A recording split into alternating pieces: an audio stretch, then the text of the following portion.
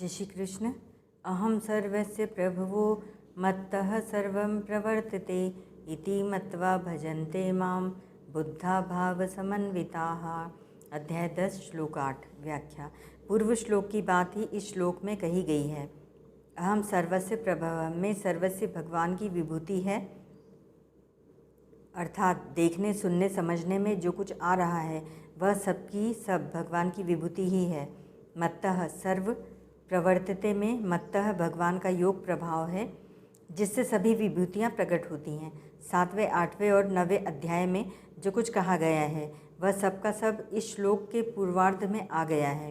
अहम सर्वस्य प्रभवः मानस नादज बिंदुज उपदिज जरायुज अंडज स्वेदज अर्थात जड़ चेतन स्थावर जंगम यावन मात्र जितने प्राणी पैदा होते हैं उन सब की उत्पत्ति के मूल में परमपिता परमेश्वर के रूप में मैं ही हूँ। जैसे 7वें अध्याय के 6ठे श्लोक में भगवान ने अपने को अपरा और परा प्रकृति का कारण बताया है और 14वें अध्याय के 4थे श्लोक में अपने को बीज प्रदान करने वाला पिता बताया है। ऐसे ही यहाँ भगवान ने अपने को सबका उत्पादक बताया है। यह प्रभव का तात्पर्य है कि मैं सबका अभिन्न निमित्तोपादान कारण हूँ, अर्थात स्वयं मैं ही षष्ठी रूप से प्रकट हुआ हूँ। मतः सर्वं प्रवर्तते।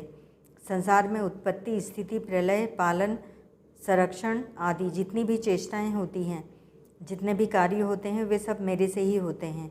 मूल में उनको सत्ता स्फूर्ति आदि जो कुछ मिलता है वह सब मेरे से ही मिलता है। जैसे बिजली की शक्ति से सब कार्य होते हैं, ऐसे ही संसार में जितनी क्रियाएं होती हैं उन सब का मूल कारण मैं ही हूँ। अहम सर्वस्य प्रभवो मतः सर्व प्रवर्तते कहने का तात्पर्य है कि साधक की दृष्टि प्राणी मात्र के भाव आचरण क्रिया आदि की तरफ न जाकर उन सब के मूल में स्थित भगवान की तरफ ही जानी चाहिए। कार्य कारण भाव क्रिया वस्तु पदार्थ व्यक्ति आदि के मूल में जो तत्व है उसकी तरफ ही भक्तों की दृष्टि रहनी चाहिए। 7वें अध्याय के 7वें तथा 12वें श्लोक में और 10वें अध्याय के 5वें और इस 18वें 8वें श्लोक में मत्तः पद बार बार कहने का तात्पर्य है कि ये भाव क्रिया व्यक्ति आदि सब भगवान से ही पैदा होते हैं, भगवान में ही स्थित रहते हैं और भगवान में ही लीन हो जाते हैं। अतः तत्व से सब कुछ भगवत स्वरूप ही है। इस बात को जान लें अथवा मान लें तो भगवान के साथ अविकम्प कभी विचलित न किया जाने वाला योग अर्थात संबंध हो जाएगा। यहाँ सर्वस्य और सर्वम 2 बार सर्व मत देने का तात्पर्य है कि भगवान के सिवाय इस सृष्टि का न कोई उत्पादक है और न कोई संचालक है। इस सृष्टि के उत्पादक और संचालक केवल भगवान ही हैं। इति मत्वा भाव समन्वितः भगवान से ही सब संसार की उत्पत्ति होती है और सारे संसार को सत्ता स्फूर्ति भगवान से ही मिलती है, अर्थात सूक्ष्म स्थूल और कारण रूप से सब कुछ भगवान ही है। ऐसा जो दृढ़ता से मान लेते हैं वे भगवान ही सर्वोपरि हैं। भगवान के समान कोई हुआ नहीं है, नहीं होगा नहीं तथा होना संभव भी नहीं। ऐसे सर्वोच्च भाव से युक्त हो जाते हैं। इस प्रकार जब उनकी महत्व बुद्धि केवल भगवान में ही हो जाती है तो फिर उनका आकर्षण श्रद्धा विश्वास प्रेम आदि सब भगवान में ही हो जाते हैं। भगवान ही आश्रय लेने से उनमें समता निर्विकारता निशोकता निश्चिंतता निर्भयता आदि स्वतः स्वाभाविक ही आ जाते हैं। कारण कि जहाँ देव परमात्मा होते हैं वहाँ देवी संपत्ति स्वाभाविक ही आ जाती है। बुद्धा भगवान के सिवाय अन्य की सत्ता ही नहीं मानना, भगवान को ही सबके मूल में मानना, भगवान का ही आश्रय लेकर उनमें ही श्रद्धा प्रेम करना, यही उनकी बुद्धिमानी है। इसलिए उनको बुद्धिमान कहा गया है। इसी बात को आगे 15वें अध्याय के 18वें 19वें श्लोक में कहा है कि जो मेरे को अक्षर संसार मात्र से अतीत और अक्षर जीवात्मा से उत्तम जानता है वह सर्वविद है और सर्वभाव से मेरा ही भजन करता है।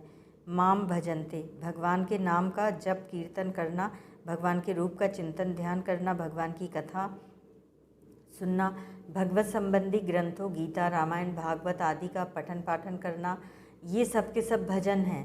परंतु असली भजन तो वह है जिसमें हृदय भगवान की तरफ ही खिंच जाता है। केवल भगवान ही प्यारे लगते हैं, भगवान की विस्मृति चुपती है, बुरी लगती है। इस प्रकार भगवान में तल्लीन होना ही असली भजन है। विशेष बात, सबके मूल में परमात्मा है और परमात्मा से ही वस्तु, व्यक्ति, पदार्थ, घटना आदि सबको सत्ता स्फूर्ति मिलती है। ऐसा ज्ञान होना परमात्मा प्राप्ति चाहने वाले सभी साधकों के लिए बहुत आवश्यक है। कारण कि जब सबके मूल में परमात्मा ही है तब साधक का लक्ष्य ही परमात्मा की तरफ ही होना चाहिए। उस परमात्मा की तरफ लक्ष्य कराने में ही संपूर्ण विभूति और योग के ज्ञान का तात्पर्य है। यही बात गीता में जगह जगह बताई गई है।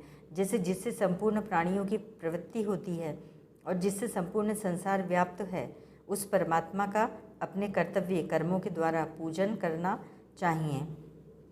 जो संपूर्ण प्राणियों के हृदय में विराजमान है, जो सब प्राणियों को प्रेरणा देता है, उस परमात्मा की सर्वभाव से शरण जाना चाहिए इत्यादि। कर्मयोग, ज्ञान योग और भक्ति योग, ये साधन तो अपनी अपनी रुचि के अनुसार भिन्न भिन्न हो सकते हैं, पर उपयुक्त ज्ञान सभी साधकों के लिए बहुत ही आवश्यक है। परिशिष्ट भाव, लोग रुपयों को इसीलिए बहुत महत्व देते हैं कि उनसे सब वस्तुएं मिल सकती हैं। रुपयों से तो वस्तुएं मिलती हैं, पैदा नहीं होती, पर भगवान से संपूर्ण वस्तुएं पैदा होती हैं और मिलती भी हैं। इस प्रकार जो भगवान के महत्व को जान लेते हैं, वे तुच्छ रुपयों के लोभ में न फंसकर भगवान के ही भजन में लग जाते हैं। गीता 15:19। भगवान कहते हैं कि पदार्थ और व्यक्ति भी मेरे से होते हैं और क्रियाएं भी मेरे से ही होती हैं, परंतु जीव पदार्थों और क्रियाओं से संबंध जोड़कर उनको अपना मानकर उनका भोक्ता और कर्ता बन जाता है।